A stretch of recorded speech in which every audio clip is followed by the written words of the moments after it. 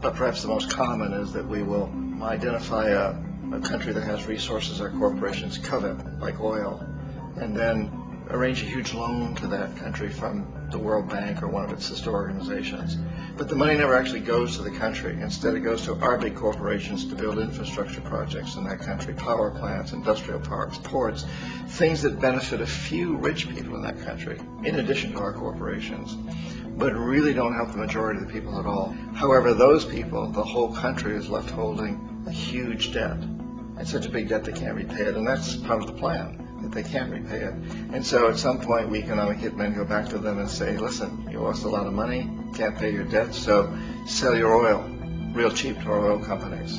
Allow us to build a military base in your country, or send troops in support of ours to someplace in the world like Iraq, or vote with us on the next UN vote. To have their electric utility company privatized and their water and sewage system privatized and sold to U.S. corporations or other multinational corporations. So there was that whole mushrooming thing, and it's so typical of the way the IMF and the World Bank work, that you put a country in debt, and it's such a big debt it can't pay it, and then you offer to refinance that debt and pay even more interest.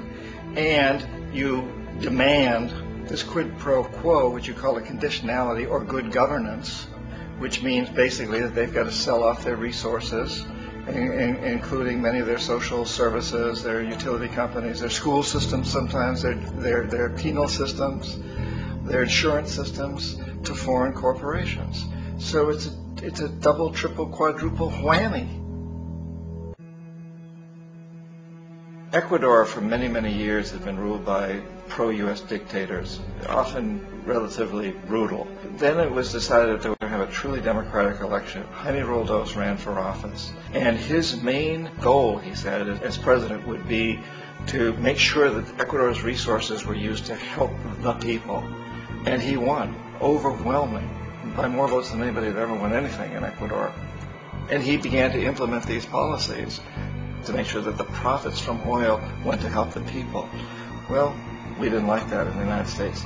I was sent down as one of several economic hitmen to change Roldos, to corrupt him, to bring him around, to let him know, okay, you can get very rich, you and your family, if you play our game, but if you continue to try to keep these policies you've promised, you're going to go. He wouldn't listen. He was assassinated. As soon as the plane crashed, the whole area was cordoned off. The only people allowed in were U.S. military from a nearby base and some of the Ecuadorian military. When an investigation was launched, two of the key witnesses died in car accidents before they had a chance to testify. A lot of very, very strange things that went on around the assassination of Jaime Roldos.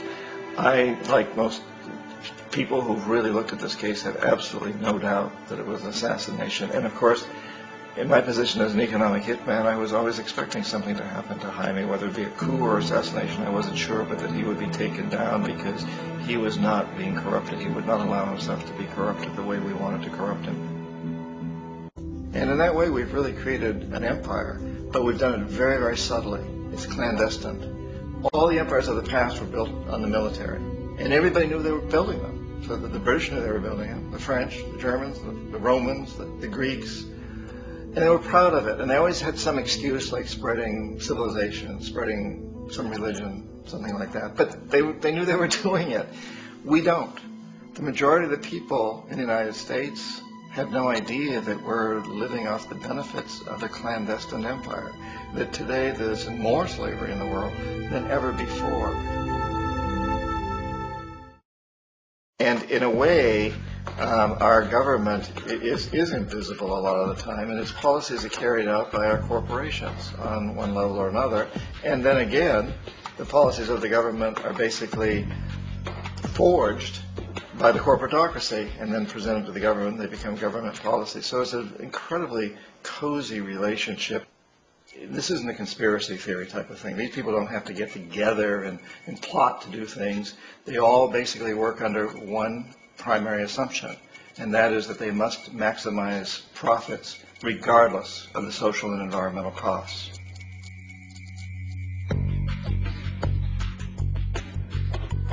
The bank and IMF serve this role on a global scale. The basic scam is simple.